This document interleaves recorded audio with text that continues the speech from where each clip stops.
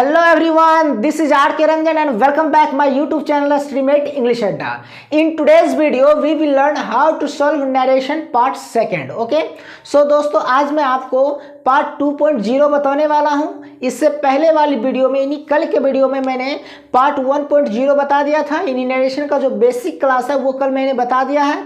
अगर आपने उस वीडियो को नहीं देखा है तो मैं लिंक डिस्क्रिप्शन में दे दूंगा, आप वहाँ से वॉच कर लें। ओके सो दोस्तों आज का जो लेसन वो काफ़ी ज़्यादा खास होने वाला है, क्योंकि आज जो मैं नरेशन का तरीका बताने वाला हूँ वो इतना इजी तरीका बताने वाला हूँ कि वीक से वीक स्टूडेंट भी इसको हंसते हंसते सीख सकते हैं इंग्लिश को। ओके सो नरेशन को अच्छे से वो समझ सकते हैं, क्योंकि नरेशन का जो टॉपिक है सारे स्टूडेंट्स को काफ़ी ज़्यादा टफ लगते हैं। उसको मैं ईजी तरीके से ईजी बना करके उसको बताने वाला हूँ, जिससे कि वो आराम से आसानी से समझ सकते हैं। ओके सो इस वीडियो को अंत तक देखें, आपको अच्छे से समझ में आ जाएगा। सो चलिए बिना किसी देरी के शुरू करते हैं आज के लेसन को। Let's get started.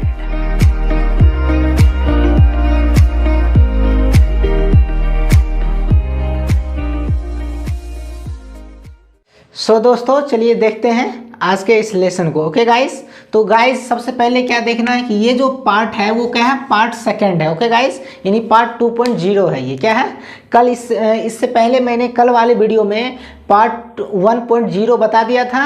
अगर आपने उस वीडियो को नहीं देखा है गाइस तो सबसे पहले जाएं, प्लेलिस्ट में वीडियो डाला हुआ उसको अच्छे से वॉच कर लें। ओके गाइस, जिससे कि आपको सारा वीडियो अच्छे से समझ में आ जाए, ये सारा लेसन आपको अच्छे से समझ में आ जाए।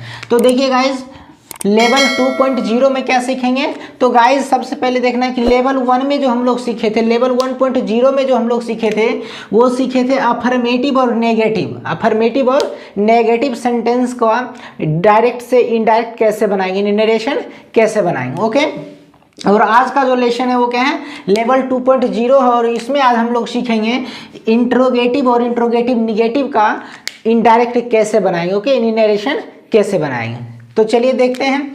तो गाइस सबसे पहले क्या है, रूल क्या है वो देख लेते हैं। तो रूल क्या है कि से टू या सेज टू। अगर गाइस क्या है डायरेक्ट में क्या रहेगा, सेज टू या से टू। अगर से टू है तो उसको आस्क में बदलेंगे, अगर सेज टू है तो आस्क्स में बदलेंगे। फिर से देख लेते हैं, से टू है तो आस्क, सेज टू है तो आस्क्स। किसके लिए, तो इंट्रोगेटिव सेंटेंस के लिए। इंट्रोगेटिव सेंटेंस जो कि लेवल 2.0 आज पढ़ाने वाले हैं। ओके तो गाइस क्या इंट्रोगेटिव अगर रहेगा तो से टू को आस्क में, सेज टू को आस्क में बदलेंगे। इन्वर्टेड कॉमा के बदले इफ या वेदर लिखेंगे, इफ या वेदर। इससे पहले कल वाले वीडियो में क्या बताया था, अगर सेंटेंस अफर्मेटिव हो या नेगेटिव हो तब उसमें क्या करते थे, से टू के बदले टेल लिखते थे और सेज टू के बदले टेल्स लिखते थे और इन्वर्टेड कॉमा के बदले दैट लिखते थे। ओके गाइस, लेकिन आज क्या है, ये इंट्रोगेटिव सेंटेंस का है तो इंट्रोगेटिव में क्या करेंगे, से टू को आस्क, सेज टू को आस्क्स, इन्वर्टेड कॉमा के बदले इफ या वेदर का इस्तेमाल करेंगे। ओके और सेंटेंस जो इंट्रोगेटिव रहेगा, ओके जो सेंटेंस इंट्रोगेटिव रहेगा उसको क्या कर देना है, अफर्मेटिव बना देना है। ओके गाइस, अगर सब्जेक्ट इंट्रोगेटिव सेंटेंस का अगर सब्जेक्ट ही सी इट नेम दे रहे तो जैसे का तैसे उतार देना, उसको कोई चेंज नहीं करना। क्यों, क्योंकि ये थर्ड पर्सन कहलाता है। ओके गाइस, तो थर्ड पर्सन क्या होता है, नो चेंज। तो चलिए देखते हैं। तो गाइस सबसे पहले ये देखना है कि इंट्रोगेटिव सेंटेंस को अफर्मेटिव में कैसे बनाते हैं। ओके अगर आपने टेंस पढ़ा होगा तो आपको ऑलरेडी ये चीज़ पता होगा, और जो न्यू कमर है उनके लिए मैं बता देता हूँ गाइस कि इंट्रोगेटिव क्या होता है और निगेटिव क्या होता है। ओके सो देखते हैं, जो न्यू लर्नर हो गए उनके लिए ये मैं बता देता हूँ। ओके जिसको आता है तो उसके लिए वेरी वेल।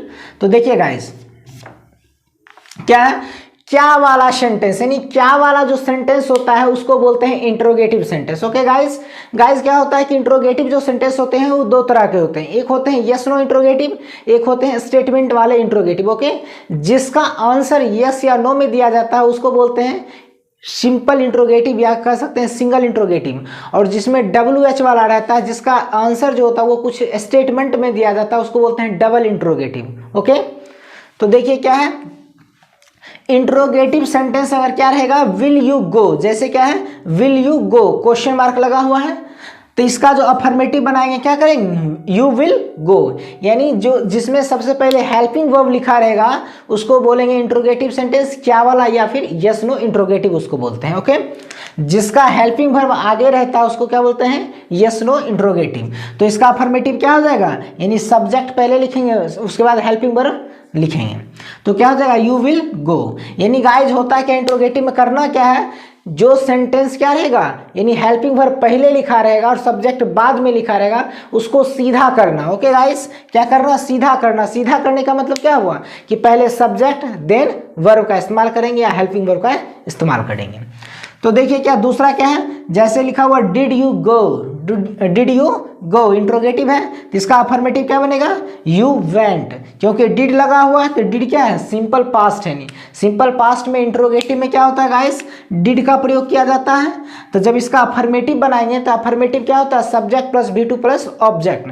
तो देखिए गाइस क्या, यू क्या है, सब्जेक्ट हो गया, उसके बाद क्या करना, V2 लिखना है। तो यहाँ पे गो है, गो क्या है, वर्ब है, तो वर्ब का सेकेंड फॉर्म क्या होता है, गो का वेंट होता है। ओके, तीसरा इंट्रोगेटिव जैसे लिखा हुआ does she go, does she गो, इसका क्या हो जाएगा गाइस, सी गोज।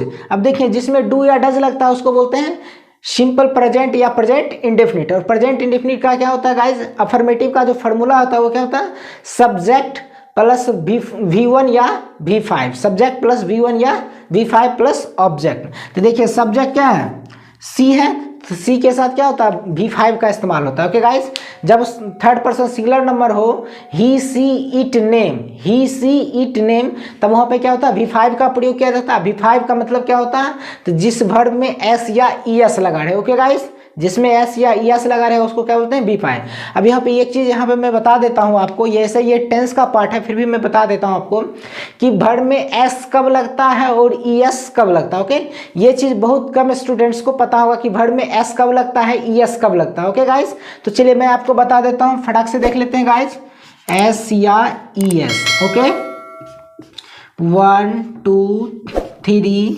4 5 एंड 6, ठीक है। तो हो गया S, SH CH Z X and O, उसमें क्या होगा, ES लगेगा। तो चलिए गाइस देख लेते हैं, जिस वर्ब के लास्ट में क्या होगा गाइस, जो V1 होता है, जिस वर्ब के लास्ट में अगर O हो या फिर S हो या SH हो या CH हो या Z हो या X हो। ओके, क्या हो, ये 6 याद रखना, O S SH CH Z X, जिस वर्ब के लास्ट में होगा उसमें सिर्फ क्या लगता है, ES लगता है गाइस। क्या लगता है, ओनली ES लगेगा, बाकी सब में क्या करना है, S लगा देना है। क्या करना है, बाकी सब में S लगा देना। ओके, इससे क्या होगा, आपको टेंस जब बनाइएगा सिंपल प्रेजेंट टेंस का तो उसमें S या ES का थोड़ा सा प्रॉब्लम रहता है, तो आज के बाद आपको कोई दिक्कत नहीं होगा। जैसे ही हमको V1 में देखना लास्ट में क्या हो, O S CH SH Z X हो, उसमें क्या करना, ES फटाक से लगा देना V5 बनाने के लिए। और जिसमें इन सब में से कोई नहीं मिल रहा है लेटर तो उसमें क्या करेंगे, S लगा देंगे। ओके, जिस भर में S या ES लगा रहता है उसको V5 बोलते हैं। खैर चलिए आते हैं टॉपिक पे। तो गाइस क्या है, फॉर एग्जांपल लेते हैं, तो यहाँ से देखिए आपको समझ में आ गया हो कि अफर्मेटिव क्या होता है और इंट्रोगेटिव क्या होता है। तो गाइस इसके लिए यहाँ पे नोट पहले देख लेना कि अफर्मेटिव निगेटिव क्या होता है। तो देखिए गाइस क्या, अफर्मेटिव अगर प्रेजेंट इंडेफिनिट टेंस का होता है, अगर प्रेजेंट इंडेफिनिट टेंस तो उसमें क्या होता है, V1 या V5 का प्रयोग किया जाता है, क्योंकि ये जब आप नरेशन को डायरेक्ट से इनडायरेक्ट में कन्वर्ट करेंगे तो वहाँ पे आपको V1 V5 का इस्तेमाल होगा। ओके, इसलिए मैं यहाँ पे बता देता हूँ। अगर प्रेजेंट इंडेफिनिट टेंस है क्या होगा, अगर प्रेजेंट इंडेफिनिट टेंस है तो क्या होगा, V1 या V5 का प्रयोग होगा। क्लियर। अगर पास्ट इंडेफिनिट टेंस है तो उसमें V2 का इस्तेमाल होगा। ओके गाइस, यानी क्या, जिसमें डू या डज लिखा रहेगा इंट्रोगेटिव के डायरेक्ट में डू या डज, उसमें क्या करना, V1 या V5 का इस्तेमाल करना है, और जिसमें डिड लिखा रहेगा उसमें V2 का इस्तेमाल करना। ओके, अब चलिए एग्जांपल लेते हैं गाइस। तो पहला एग्जांपल क्या है, Wasim says to Ravi are you going, क्या guys, Wasim says to Ravi are you going, ये क्या है, डायरेक्ट का है। क्या है गाइस, ये डायरेक्ट नरेशन है। तो इसको इनडायरेक्ट में कैसे कन्वर्ट करेंगे, तो इस रूल पे चलेंगे गाइस, इस रूल को हमेशा माइंड में रखना है। तो गाइस क्या है, जो सब्जेक्ट है वो लिख दिए वसीम। अब देखिए सेज टू, और ये इंट्रोगेटिव है, क्या है, ये इंट्रोगेटिव है तो सेज टू को किस में बदलेंगे, आस्क में या फिर आस्क्स में। तो सेज टू है तो क्या हो जाएगा, आस्क्स। तो वसीम आस्क्स रवि। अब देखिएगा ये इंट्रोगेटिव है तो इंट्रोगेटिव में इन्वर्टेड कोमास के बदले क्या होता है, इफ या वेदर का इस्तेमाल होता है, इसलिए क्या हो जाएगा यहाँ पे इफ। अब देखिए गाइज ये इंट्रोगेटिव है, आर यू गोइंग क्या है, ये इंट्रोगेटिव है तो इंट्रोगेटिव को क्या करेंगे, अफर्मेटिव में बनाएंगे। क्या करेंगे गाइज, अफर्मेटिव। तो अफर्मेटिव का जो फॉर्म होता है वो क्या होता है, पहले सब्जेक्ट लिखेंगे देन हेल्पिंग वर्ब लिखेंगे। ओके तो देखिए गाइज क्या है, यू, यहाँ पे सब्जेक्ट है यू।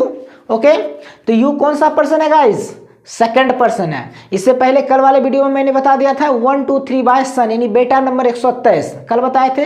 बेटा नंबर 127 जो फार्मूला है इसका मतलब क्या हुआ कि फर्स्ट पर्सन सब्जेक्ट के अनुसार, सेकंड पर्सन ऑब्जेक्ट के अनुसार और third person no change. Okay यानी थर्ड पर्सन नहीं बदलता है। तो यू क्या है गाइस, यू सेकंड पर्सन किसके अनुसार, ऑब्जेक्ट के अनुसार, यानी रवि के अनुसार यहाँ पे चेंज होगा। तो क्या होगा, वसीम आस्क्स रवि इफ। अब देखिए गाइस यू है सेकंड पर्सन रवि के अनुसार, और डायरेक्ट स्पीच में या डायरेक्ट से जब इनडायरेक्ट बनाएंगे तो उसमें क्या होगा, हमेशा प्रोनाउन का इस्तेमाल करना। ओके अगर नाउन कोई दिया है तो उसके बदले में जो नाउन सुटेबल होगा वो जो प्रोनाउन सुटेबल होगा वो लिख देना है। तो देखिए रवि क्या है, ये क्या है, मेल है तो मेल के लिए क्या होता है ही, और फीमेल के लिए सी। तो देखिए गाइस यहाँ पे क्या हो जाएगा, ही, और उसके बाद ईजेएमआर जो हेल्पिंग वर्ब होता है, वर्ब होता है, उसमें कोई चेंज नहीं करना है, कोई चेंज नहीं करना। और किस में चेंज होगा वो आगे में लेवल जैसे ही बढ़ते जाएगा उसमें सारा क्लियर कर दूंगा। ओके फिलहाल अभी देखना लेवल 2 को। तो क्या हो जाएगा, इजेएमआर है तो इजेएमआर का ही प्रयोग होगा। तो ही के साथ क्या लगता है गाइस, इज लगता है तो इज लगा दिया। अब गोइंग बिफोर जैसे है वैसे लिख दिया, फुल स्टॉप। ये हो गया इनडायरेक्ट। तो फाइनली क्या बना, Wasim says to Ravi are you going. तो क्या बनेगा, वसीम सेज टू को आस्क्स में बदल दिए, रवि हो गया, इन्वर्टेड कोमा को बदले इफ। अब देखिए सेकंड पर्सन ऑब्जेक्ट के अनुसार तो ही, और इसको अफर्मेटिव में लिखना है। क्या करना है, इंट्रोगेटिव है तो इसको अफर्मेटिव में लिखना। पर्सन हमेशा चेंज होगा, इतना याद रखना है गाइस। तो ही इज गोइंग, ये हो गया इनडायरेक्ट। क्लियर है, यानी सेंटेंस अफर्मेटिव निगेटिव कुछ भी हो उसको क्या करना, उसमें जो पर्सन रहेगा उस पर्सन को हमेशा चेंज करना। फर्स्ट पर्सन सब्जेक्ट के अनुसार, थर्ड पर्सन नो चेंज, और सेकंड पर्सन ऑब्जेक्ट के अनुसार। इतना चीज को हमेशा याद रखना है। और अगर इंट्रोगेटिव है तो इंट्रोगेटिव जो सेंटेंस होगा उसको अफर्मेटिव बना लेंगे, नहीं उसको सीधा कर लेंगे, पहले सब्जेक्ट लिखेंगे देन हेल्पिंग वर्ब लिखेंगे।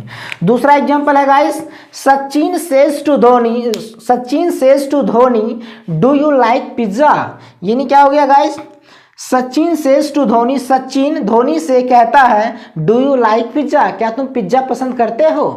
तो देखिएगा इसका क्या होगा, इनडायरेक्ट। सचिन आस्क्स, देखिएगा सेज टू है और ये इंट्रोगेटिव है इसलिए सेज टू को आस्क्स में कन्वर्ट करेंगे। तो क्या हो जाएगा, Sachin asks Dhoni, inverted comma के बदले क्या लिखेंगे, इफ, क्योंकि ये इंट्रोगेटिव है तो इफ। अब सेकंड पर्सन यू है तो सेकंड पर्सन किसके अनुसार, ऑब्जेक्ट के अनुसार, धोनी के अनुसार। तो धोनी के लिए ही का इस्तेमाल करेंगे तो तो क्या हो जाएगा, इफ ही। अब देखिएगा क्या है, डू या डज लगा रहता है तो उसको बोलते हैं सिंपल प्रेजेंट, और सिंपल प्रेजेंट का वो डू डज वाला इंट्रोगेटिव होता है। तो अफर्मेटिव में क्या होता है गाइस, V1 या V5 होता है। तो क्या हो जाएगा, ही के साथ लगता है V5, क्योंकि third person singular number he she it name के साथ V5 लगता है, यानी भर में एस या ES लगाना। ओके तो क्या हो जाएगा, लाइक्स, लाइक में क्या करेंगे गाइस, देखिए यहाँ पे क्या है, ई कहीं मिल रहा है, LIKE लाइक, लास्ट में क्या है, ई है तो ई इसमें कहीं नहीं मिल रहा है, इसका मतलब ES नहीं लगेगा, क्या लगेगा, S लगेगा। तो क्या हो जाएगा, इफ ही लाइक्स पिज्जा तो पिज्जा लिख दिए। तो फाइनली क्या बनेगा, Sachin says to Dhoni do you like pizza. इसका डायरेक्ट नरेशन होगा, इनडायरेक्ट नरेशन होगा, Sachin asks Dhoni if he likes pizza. Clear है। अब देखिएगा एक लास्ट एग्जांपल है, Alia says to Ranveer did you see the lion. Alia says to Ranveer did you see the lion, यानी क्या हो गया, आलिया रणवीर से कहती है did you see the lion, क्या तुमने शेर को देखा, क्या तुमने शेर को देखा। तो इसका क्या हो जाएगा गाइस, आलिया आस्क्स रणवीर। और गाइस देखना है यहाँ पे जो डायरेक्ट इनडायरेक्ट का जो मीनिंग होगा, ये कहने का जो मीनिंग होगा, अर्थ होगा, वो सेम ही होगा, बट कहने का जो तरीका है वे है वो अलग अलग है। ओके, यानी क्या, उसी बात को वो अपने तरीके से कुछ उसमें जोड़ करके प्रस्तुत कर रहा, पेश कर रहा। ओके, तो उसमें कुछ खास परिवर्तन करके उसको फिर से क्या कर रहा, पेश कर रहा, उसको बोलते हैं डायरेक्ट, सॉरी इनडायरेक्ट। क्या बोलते हैं? इनडायरेक्ट। कहने का दोनों का सेम ही मतलब है। जैसे इसमें देखते हैं क्या है, Wasim says to Ravi are you going, यानी वसीम रवि से कहता है क्या तुम जा रहे हो। अब देखिए इसका जो इनडायरेक्ट है इसका मीनिंग क्या होगा, तो वसीम आस्क्स रवि, वसीम रवि से पूछता है, इफ ही इज गोइंग, क्या वह जा रहा है। अब देखिएगा इफ का जो मतलब होता है, ऐसे इफ का मतलब क्या होता है, यदि। इफ का मतलब होता है यदि, लेकिन गाइज यहाँ पे इफ का मतलब यदि नहीं होगा, यहाँ पे इफ का मतलब क्या होगा, तो यहाँ इफ का मतलब होगा कि, यहाँ पे इफ का मतलब क्या होगा कि, जो दैट का मीनिंग होता है कि, वही मीनिंग इफ का भी होगा। ओके, इफ या वेदर का मतलब की होगा यहाँ पे। ओके गाइस, सो देखते हैं थर्ड नंबर क्या है गाइस। तो थर्ड नंबर है Alia says to Ranveer did you see the lion. Okay, so देखिए इसका मीनिंग क्या हो गया, आलिया रणवीर से कहती है क्या तुमने शेर देखा, क्या तुमने सिंह देखा। तो इसका इनडायरेक्ट क्या बनेगा गाइस, तो आलिया आस्क्स, सेज टू के बदले क्या लिखेंगे, आस्क्स, रणवीर का रणवीर लिखेंगे। अब देखिए गाइस इंट्रोगेटिव है, क्वेश्चन मार्क लगा हुआ, तो इन्वर्टेड कॉमा के बदले इफ का प्रयोग होगा, और ये इंट्रोगेटिव है, इसको अफर्मेटिव में बनाना है, सीधा करना है। तो सीधा करने के लिए पहले सब्जेक्ट लिखेंगे, तो देखिए सेकंड पर्सन ऑब्जेक्ट के अनुसार रणवीर के अनुसार बदलेगा, और रणवीर के लिए प्रोनाउन ही का प्रयोग होगा, तो ही। अब देखिए डिड है यानी सिंपल पास्ट है, तो अफर्मेटिव में क्या होगा, V2 का इस्तेमाल होगा, तो क्या हो जाएगा, he saw the lion, he saw the lion. Finally क्या बनेगा, Alia asks Ranveer if he saw the lion. तो इसका मीनिंग होगा आलिया रणवीर से पूछती है कि क्या उसने शेर देखा, या क्या वह शेर देखा। ओके, उसी तरह गाइज अगर इसका हिंदी मीनिंग की बात करें तो हिंदी मीनिंग क्या होगा गाइज, दोनों का हिंदी देख लेते हैं। जैसे Wasim says to Ravi are you going, Wasim Ravi से कहता है क्या तुम जा रहे हो। तो इसका इनडायरेक्ट का जो हिंदी होगा वो क्या होगा, जैसे Wasim asks Ravi if he is going. तो इसका क्या होगा मीनिंग, वसीम रवि से पूछता है, वसीम रवि से पूछता है इफ की ही इज गोइंग, क्या वे जा रहे हैं, क्या वे जा रहे हैं। क्लियर है गाइस, यानी दोनों का वही मतलब है, लेकिन क्या हो गया, ये डायरेक्ट था, इसको इनडायरेक्ट कर दिया, यानी क्या, इसको थोड़ा सा परिवर्तन करके तोड़ मरोड़ करके सेंटेंस को पेश कर रहा। लेकिन दोनों का जो कहने का जो मीन है, अर्थ है, वो दोनों सेम है, यानी अर्थ नहीं बदलता, कहने का तरीका बदलता है। ओके गाइस, दूसरा जैसे है Sachin says to Dhoni do you like pizza. Sachin Dhoni से कहता है क्या तुम पिज्जा पसंद करते हो। तो इसका क्या बनेगा, Sachin asks Dhoni if he likes pizza. Indirect है, तो इसका मीनिंग होगा सचिन धोनी से पूछता है कि ही लाइक्स पिज्जा, क्या तुम पिज्जा पसंद करते हो, क्या वह पिज्जा पसंद करता है। ओके, सचिन धोनी से पूछता है कि क्या वे पिज्जा पसंद करते हैं। क्लियर है गाइस। सो आई होप कि आपको ये लेसन अच्छे से समझ में आ गया होगा। अगर गाइज आप चाहते हैं इसका स्क्रीनशॉट लेना तो ले सकते हैं। Okay, so thank you so much मेरे साथ ये लेसन देखने के लिए। अगर गाइज आप मेरे यूट्यूब चैनल पे नए हैं तो मेरे YouTube channel study mate English Adda को सब्सक्राइब करें और बेल आइकन को प्रेस कर लें, जिससे कि नए नए वीडियो का नोटिफिकेशन सबसे पहले आपके मोबाइल स्क्रीन पर पहुंचे। Okay, so once again thank you so much, take care and bye bye.